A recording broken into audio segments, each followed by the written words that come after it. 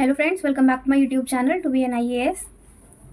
तो हम लोग क्वेश्चन आंसर्स कर रहे थे प्रीवियस ईयर के, जिनमें आज का जो क्वेश्चन है वो भी आर्ट एंड कल्चर का ही है। हमने किया हुआ है वैदिक लिटरेचर, हमने किया हुआ है नागरा स्टाइल ऑफ टेम्पल आर्किटेक्चर। तो आज का जो हमारा टॉपिक है वो है modern art and architecture. Modern period में क्या क्या चीज़ें बनाई गई थी उनके बारे में। ये जो क्वेश्चन है ये हमारा GS पेपर 1 में 2022 में आया हुआ है। 10 मार्कर क्वेश्चन था ये, सॉरी 8 मार्कर क्वेश्चन था, 125 वर्ड्स में लिखना था। तो इसको आज हम डिस्कस करने वाले हैं कि इसका फॉर्मेट जो है वो क्या होना चाहिए। तो सबसे पहले तो आपको मॉडर्न पीरियड का बैकग्राउंड पता होना चाहिए। तो मॉडर्न पीरियड का बैकग्राउंड क्या है कि ये किस टाइम ड्यूरेशन में था। तो 321 टू 185 BC ये इस टाइम ड्यूरेशन में एग्जिस्ट करता था। मीन्स 4th सेंचुरी से लेकर के 2nd सेंचुरी BC तक मौर्यन एम्पायर इस्टेब्लिश्ड था। तो उस टाइम क्या चल रहा था? श्रमणा मूवमेंट। श्रमणा मूवमेंट क्या था? ये एक एंटी वैदिक मूवमेंट था और बुद्धा और महावीर जो है ये एंटी वैदिक लोग थे जिन्होंने इस मूवमेंट को आगे बढ़ाया। In the rear part of the Vedic period the progressive section of society started Shramana, one who strives for his own enlightenment movement. तो ये श्रमणा मूवमेंट क्या था, ये उसकी डेफिनेशन है। श्रमणा किसे कहते हैं? One who strives for his own enlightenment movement. It was an anti Vedic movement which was against the discriminatory practices of Vedic period. जो भी भेदभाव किए जाते थे, जो प्रथाएं थी वैदिक पीरियड की, उनके अगेंस्ट में ये मूवमेंट था। तो इसकी क्या क्या विशेषताएं थी? वो था सबऑर्डिनेशन ऑफ वुमेन एंड शूद्र, ब्राह्मणिकल डोमिनेशंस, कॉम्प्लेक्स वैदिक रिचुअल्स और एनिमल सेक्रीफाइसेस। तो बुद्धा और महावीर ये लोग बहुत बड़े लीडर साबित हुए श्रमणा मूवमेंट के, जिन्होंने अपना अपना धर्म जो है इस्टेब्लिश किया। Shramana also gave rise to Ajivikas. When Mauryas came to power they started to patronise Shramana movement. They created many structures for the branches of Shramanas. तो क्या क्या उन्होंने इस्टेब्लिश किया मौर्यंस ने? वो था स्तूपास, पिलर्स, बुद्धिज्म से रिलेटेड स्तूपास और पिलर, और केव्स जो थे वो आजीविका सेक्ट से रिलेटेड था। तो उस टाइम आर्ट एंड आर्किटेक्चर में क्या क्या डेवलपमेंट्स हुए ये हमको पता होना चाहिए। तो केव्स बनाए गए, पिलर्स, स्तूपास, पॉटरी और स्कल्पचर, इन सारी चीज़ों के बारे में हमें पता होना चाहिए। तो चलिए देखते हैं। अभी बात करते हैं मौर्यन केव्स की। सबसे पहला नंबर आता है केव्स का। So they are considered as first man made caves in India. Mauryan caves जो हैं फर्स्ट मैन मेड केव्स थे इंडिया के। The Mauryan caves were highly polished from inside and a very beautiful semi circular facade shape was created on the entrance. तो facade shape क्या होता है? जैसा कि आप लोग देख सकते हैं, ये सेमी सर्कुलर फैकेड शेप है ये, और ये बहुत ही ब्यूटीफुली बनाया गया था, पॉलिश्ड था। और ये इसका रेटिकुलर मतलब जालीदार फैब्रिक है, यहाँ पे जाली वर्क हुआ रहता था। These were created for the आजीविका मॉन्क। ये जो केव्स थे ये आजीविका मॉन्क्स के लिए बनाए गए थे। एग्जाम्पल्स क्या क्या हैं? लोमाज ऋषि केव, सुदामा केव, धौली केव। तो जो लोमा ऋषि केव है और सुदामा केव है ये गया के पास है, मीन्स ये बिहार में है, और जो धौली केव है ये उड़ीसा में है। In front of this a large elephant structure was created by Mauryas. Most of the caves were created by Ashok and his grandson Dasharath. तो सबसे ज़्यादा केव जो है किसने बनवाए थे? अशोक ने और अशोक के ग्रैंडसन दशरथ ने। आगे बात करते हैं मौर्यन पिलर्स की। केव्स के बारे में हमने इंट्रोडक्शन देख लिया, अब पिलर्स की बात करते हैं। When the Mauryas were ruling in India, Achaemenians ये ईरानी थे, हखामुंशी जिनको बोलते हैं, ये ईरानी लोग थे, were ruling in Persia, Iran. Both the dynasties were known for making pillars. Means Achaemenians और मौर्यंस दोनों को इंटरकनेक्टेडली लर्न कर सकते हैं आप कि ये पिलर्स बनाने के लिए याद किए जाते हैं। तो मौर्यन पिलर्स और अकेमेनियन पिलर्स, इनमें क्या सिमिलैरिटीज और डिफरेंसेस थे ये हम देखते हैं। तो Mauryan pillars it was monolith, ये मोनोलिथ था, मीन्स सिंगल स्टोन से बनाया जाता था, मेड फ्रॉम सिंगल स्टोन। और अकेमेनियन पिलर्स जो थे made in pieces and later join together, pieces में बना करके बाद में इनको एक साथ जोड़ दिया जाता था। मौर्यन पिलर्स ओपन प्लेस में इंस्टॉल किए जाते थे और अकेमेनियन पिलर्स जो है इनसाइड बिल्डिंग्स इंस्टॉल किए जाते थे। मौर्यन पिलर्स की हाइट, एवरेज हाइट कितनी थी? 40 फीट, और अकेमेनियन पिलर्स की एवरेज हाइट थी 15 फीट। मीन्स ये कंपेरेटिवली बहुत ही छोटे थे मौर्यन पिलर्स से। सो ये भी हाईली पॉलिश था, ये भी हाईली पॉलिश था, यही इसकी सिमिलैरिटी थी। बाकी तो ये दोनों इसके डिफरेंसेस ही हैं। तो एक बार इसका फिगर देख लेते हैं। ये जो मौर्यन पिलर, ये एक सिंबॉलिक रिप्रेजेंटेशन है सारनाथ पिलर का। तो इसको बोलते हैं शाफ्ट, ये है बेल कैपिटल, ये है एबेकस, और ये है क्राउनिंग एनिमल। तो ऐसा ही एक बेसिक स्ट्रक्चर होता था मौर्यन पिलर्स का। Mauryan pillars were far better than Achaemenian pillars. Purpose of Mauryan pillar before Kalinga war, Kalinga war के पहले मॉडर्न पिलर इस्टेब्लिश करने का क्या पर्पस था? तो pillars were installed for celebrating the victory को सेलिब्रेट करने के लिए पिलर्स इस्टेब्लिश किए जाते थे कलिंग वॉर से पहले। They were used for serving imperial sermons, orders और commands. But after Kalinga war क्या हुआ, किस पर्पस से पिलर्स को इंस्टॉल किया जाने लगा? It was meant for spreading message of dharma. आप सभी जानते हैं कि इट वॉज हृदय परिवर्तन of Ashoka after Kalinga war. तो उसके बाद उन्होंने क्या किया कि धम्म को स्प्रेड करने के लिए जगह जगह पिलर्स इंस्टॉल करवाए, डॉक्ट्राइन ऑफ बुद्धिज्म को स्प्रेड करने के लिए पिलर्स इंस्टॉल करवाए to celebrate important life events of Buddha. तो ये एक बहुत ही इंपॉर्टेंट बात हो जाती है कि क्या था उन पिलर्स में, क्या मैसेज दिया जाता था। तो कलिंग वॉर से पहले जो राजा के द्वारा आदेश दिए जाते थे, कमांड्स दिए जाते थे, वो, और अगर उन्होंने कहीं कुछ जीत हासिल की है तो उसको वहाँ पे इंस्क्राइब किया जाता था। बट कलिंग वॉर के बाद में बुद्ध धर्म के प्रचार प्रसार के लिए पिलर्स इंस्क्राइब किए गए। फिर इसका सबसे खास एग्जाम्पल जो है वो सारनाथ पिलर है। तो सारनाथ पिलर का जो क्राउनिंग एनिमल है 4 बैक टू बैक लायंस, और एबेकस में crowning animal of Sarnath is state emblem of India. Means abacus, ये जैसा कि हम इस फिगर में देख सकते हैं, एबेकस है ये, और ये क्राउनिंग एनिमल्स, इतना जो पोर्शन है ये हमारा नेशनल एम्बलम है। इंडिकेट्स धर्म चक्र प्रवर्तन, turning wheel of law and religion. Means abacus में जो चक्र बना हुआ है उसकी बात की जा रही है। फिर और एग्जाम्पल्स क्या हैं? लौरिया नंदनगढ़ पिलर, ये बिहार में है, इसका क्राउनिंग एनिमल लायन है। रामपुरवा पिलर, ये बिहार में है, और इसका जो क्राउनिंग एनिमल है वो बुल है। फिर संकीसा पिलर, ये इंपॉर्टेंट हो जाता है अगर आप यूपी पीसीएस का एग्जाम देने वाले हैं तो संकीसा पिलर ये यूपी में है, और इसका क्राउनिंग एनिमल जो है वो एलिफेंट है। हमने केव्स देख लिया, पिलर्स देख लिए, अब बात आती है स्तूपास की। तो स्तूपा क्या होता है, इसका लिटरल मीनिंग क्या है? हीप ऑफ सैंड, मतलब रेत का ढेर, emerged in the Vedic period. ये इसकी डेफिनेशन जो है, इंटरप्रिटेशन वैदिक पीरियड में की गई। स्तूपा कॉन्सेप्ट ओरिजिनेटेड इन वैदिक period and it was carried forward by the followers of Buddha. Originate हुआ वैदिक पीरियड में और बुद्धा के फॉलोअर्स के द्वारा इसको आगे बढ़ाया गया। When Ashoka accepted Buddhism he decided to create 9 large stupas on the remains relics of Buddha. तो कहाँ कहाँ पे स्तूपा बनाए? सांची, सारनाथ, लुम्बिनी, कुशीनगर, अमरावती, श्रावस्ती, बोधगया और वैशाली। तो उसमें से जगहों के नाम क्या हैं? अलकप, रामग्राम, वथापिदा, पिप्पलवन, राजगृह, कुशीनगर, वैशाली, पावा और Kapilavastu. These are the 9 places where stupas were formed on the relics of Buddha. Buddha के अवशेष पे ये 9 स्तूप बनाए गए। Ashoka's favourite queen Sridevi was from Sanchi, so he made stupa of Sanchi.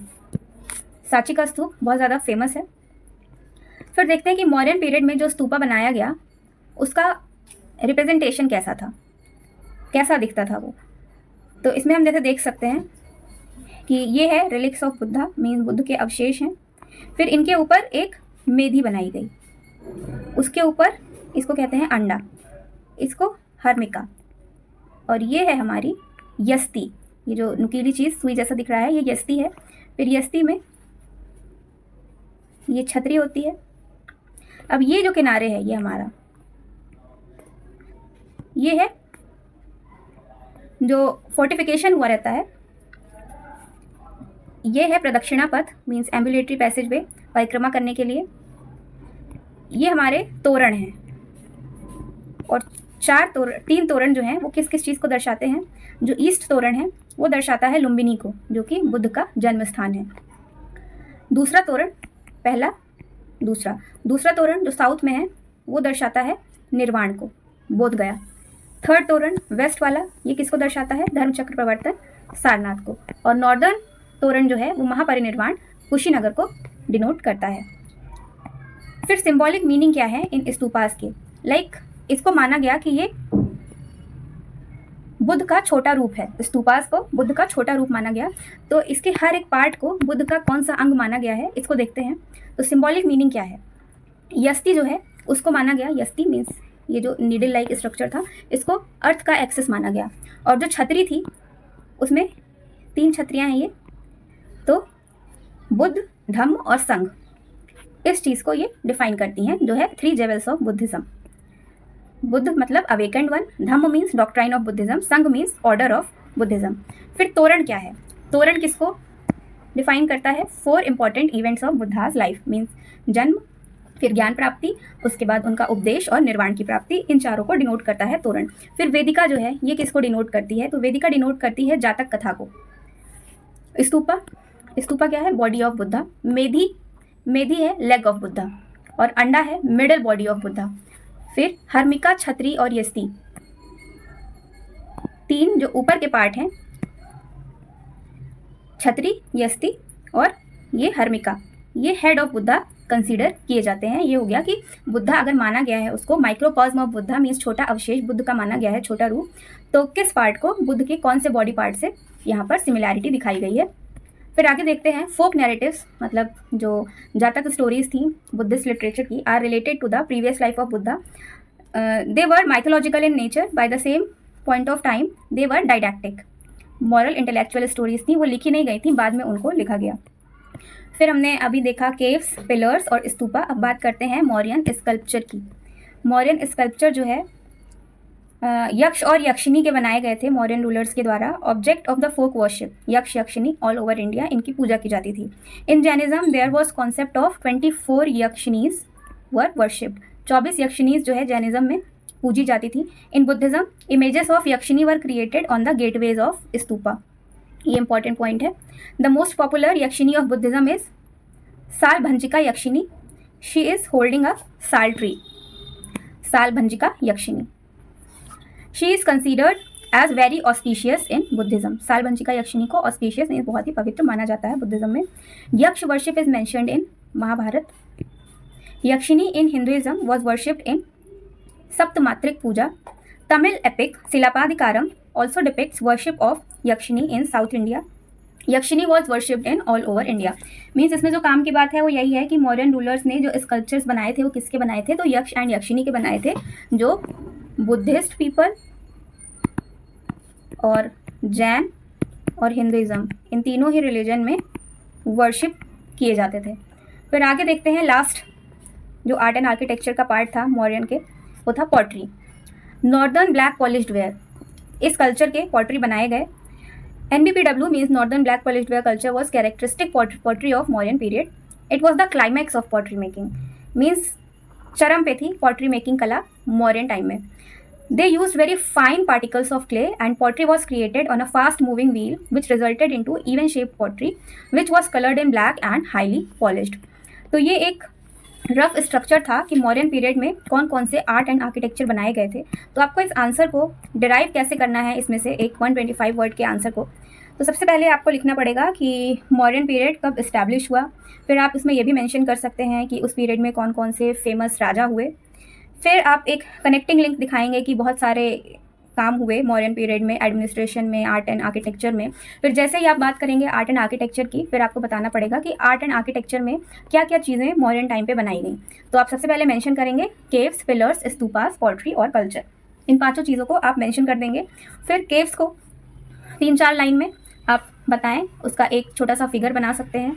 फिर 1-2 एग्जाम्पल्स लिख दीजिए कि मॉर्यन केव्स कहाँ कहाँ पर अभी पाए गए हैं। फिर बात आएगी पिलर्स की, तो पिलर्स में आप चाहें तो ये इंक्लूड कर सकते हैं अगर 200 वर्ड्स में आता है तो, कि मॉर्यन पिलर्स और अकेमेनियन पिलर्स इन दोनों में सिमिलैरिटी डिफरेंसेस बता सकते हैं। अदरवाइज आपको इतना कुछ बताने की ज़रूरत नहीं है, आप बस 2-3 लाइन में मेंशन कर दीजिए कि before Kalinga war Mauryan pillars जो है वो विक्ट्री सेलिब्रेट करने के लिए और इंपीरियल समन्स, ऑर्डर और कमांड्स को बताने के लिए जो है इंस्टॉल किए जाते थे। But after Kalinga war Ashoka और उनके जो फर्दर किंग्स थे उन्होंने बुद्ध धर्म के जो डॉक्ट्राइंस थे, धर्म को इस्टेब्लिश करने के लिए, उसको स्प्रेड करने के लिए पिलर्स इंस्क्राइब किए। फिर आप सारनाथ पिलर का एग्जांपल ले सकते हैं और फिर उसमें आप बता सकते हैं कि अबेकस और उसका जो अपर पार्ट था क्राउनिंग एनिमल, इसको हमारे नेशनल एम्बलम में शामिल कर लिया गया है, ये आप बता सकते हैं। फिर उसके बाद 1-2 एग्जाम्पल बता दीजिए, रामपुरवा पिलर, संकीसा पिलर, सारनाथ तो आप बता ही रहे हैं पहले से ही। फिर बात कीजिए स्तूपास की, तो स्तूपास को 1-2 लाइन में डिफाइन कीजिए कि ये रिलिक्स ऑफ बुद्धा पे बनाए गए थे और अशोका ने जो है 9 लार्ज स्तूपास बनाए। फिर इसमें आपको इतना ये नाम नो लिखने की ज़रूरत नहीं है, आप डायरेक्ट ये फिगर बना सकते हैं स्तूपा का, उसमें मेंशनिंग कर दीजिए किस चीज़ को क्या कहते हैं। फिर आप चाहें तो इस फिगर में ही यहीं पे मेंशन कर सकते हैं कि छतरी, यस्ती और हर्मिका इन तीनों को हेड ऑफ बुद्धा बोलते हैं। और ये सारी चीज़ें मीन्स ये जो सिंबल यहाँ पे दिया हुआ है बॉडी पार्ट से कंपेयर करके, तो उसको आप डायरेक्टली फिगर में ही मेंशन कर सकते हैं। आपको यहाँ पर एक्स्ट्रा लिखने की ज़रूरत नहीं है, बिकॉज आपके पास स्कोप नहीं है ज़्यादा वर्ड्स में लिखने का। तो इसको लिखने की जगह अगर 200 वर्ड्स में आता है तो आप अलग से भी लिख सकते हैं, बट अगर ये 125 वर्ड्स में लिखना है, 8 मार्क का क्वेश्चन है, तो आप जल्दी जल्दी बस यहाँ पे मेंशन कर दीजिए, बिकॉज आपको टाइम भी मैनेज करना है। तो यहीं पे आप उसका सिंबॉलिक रिप्रेजेंटेशन लिख सकते हैं कि किसको किस बॉडी पार्ट से कंपेयर किया गया है। फिर जो है आप सांची के स्तूपा का एग्जाम्पल लिख दीजिए। उसके बाद स्कल्पचर की बारी आती है। स्कल्पचर में ज़्यादा कुछ लिखने की ज़रूरत नहीं है कि मौर्यन रूलर्स ने स्कल्पचर्स बनाए यक्ष और यक्षिनी के। तो यक्ष और यक्षिनी जो है ये जैनिज़्म में भी, बुद्धिज़्म में भी और हिंदुज़्म में भी पूजे जाते थे। इसका आप एग्जाम्पल लिख सकते हैं। फिर ये सालभंजिका यक्षिनी का एग्जाम्पल लिख दीजिए। चाहे तो आप ये लिख सकते हैं कि महाभारत में यक्ष की वर्शिप की जाती थी। 4 से 5 लाइन में आप स्कल्पचर्स को लिख सकते हैं। उसके बाद लास्ट आएगा हमारा पॉटरी। तो पॉटरी में आपको उतना ज़्यादा नहीं, बस इतना लिख दीजिए कि मॉडर्न टाइम पे जो पॉटरी मेकिंग था वो अपने क्लाइमैक्स पे था, और उस time northern black polished where pottery जो है इस्टेब्लिश हुई, और इनको फाइन क्ले पार्टिकल्स से बनाया जाता था, ब्लैक कलर में थे और हाईली पॉलिश्ड पॉटरी होती थी। तो आई गेस ये मोर देन इनफ हो जाएगा आपको मॉडर्न आर्ट एंड आर्किटेक्चर के बारे में एक आंसर फ्रेम करने के लिए। फिर आपको कंक्लूजन लिखना होगा। तो कंक्लूजन में आपको लिखना क्या ही है कि as we have seen that they have created caves, pillars, then stupas, sculptures and pottery, we can say that modern art and architecture have an important role in the historical development of ancient India. So ये एक आपका answer frame हो जाएगा। इसको आप बहुत अच्छे से लिख सकते हैं विद फिगर। 2-3 फिगर आप अगर इसमें बना देंगे, केव का और फिर पिलर इंस्क्रिप्शंस का और स्तूपा का, तो आपका आंसर बहुत ही अच्छा हो जाएगा। तो अगर आपको ये आंसर फॉर्मेशन पसंद आया है तो इसको आप ज़रूर ट्राई कीजिएगा इस क्वेश्चन को। ये आपका UPPCS 2022 GS पेपर 1 का सेक्शन A का फर्स्ट क्वेश्चन ही है, describe the salient features of Mauryan art and architecture. तो ये क्वेश्चन था, इसको आप अटेम्प्ट ज़रूर करिएगा और कमेंट में भी आप अपने आंसर फॉर्मेशन के पॉइंट्स को मेंशन कर सकते हैं। तो अगर आपको ये आंसर अच्छा लगा है तो इसको लाइक कीजिएगा, शेयर कीजिएगा, कमेंट में अपनी एक्सपीरियंस बताइएगा। मिलेंगे अगले क्वेश्चन के साथ, तब तक के लिए subscribe the channel and thank you for watching.